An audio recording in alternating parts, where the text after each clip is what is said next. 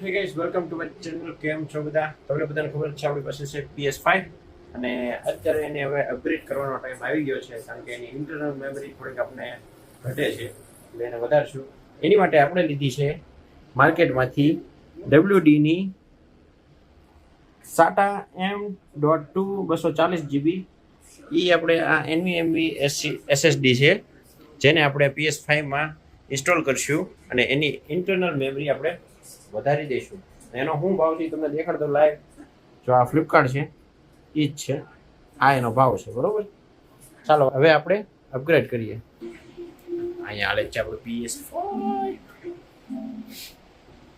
પેલા આપણે PS5 ને ટર્ન ઓફ કરી દઈશું અને બધા કેબલ કાઢી નાખશું.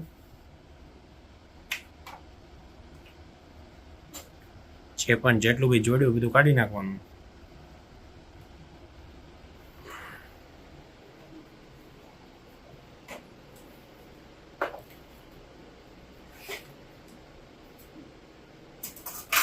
આ છે એનો ફેન, બહુ હીટ બહાર કાઢ્યો. પછી સ્ક્રૂ ડ્રાઈવરથી સ્ક્રૂ ખોલી નાખીએ અને ઉપર તેનો તમને સ્લોટ જોવા મળી જશે. જો આ એની જગ્યા, NVMe ની જગ્યા, આ એનો સ્લોટ. આ NVMe ની જગ્યા છે. આ ઉપર હતું આમ PS5 ની, આ કાઢ્યું સ્ક્રૂથી. હવે એની અંદર આ એક હજી સ્ક્રૂ છે, એને કાઢવાનો.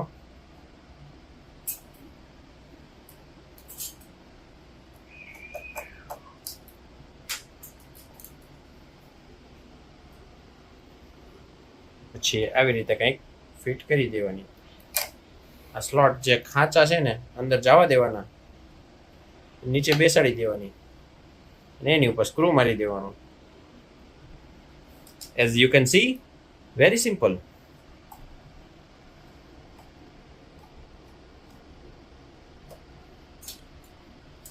That's it. આપણું કામ થઈ ગયું. ઉપરનું ઢાંકણું બંધ કરી દેવી, દેશી ભાષા.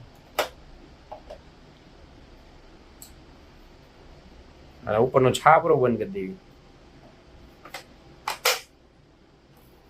ઠાક ઠાક ઠાક. ઓકે, પાછું આને જોડીશું. આ છે આપણું કંટ્રોલર. ચાલો, કંટ્રોલર ઓન કર્યું, PS5 ऑन करूँ. अब देखते हैं.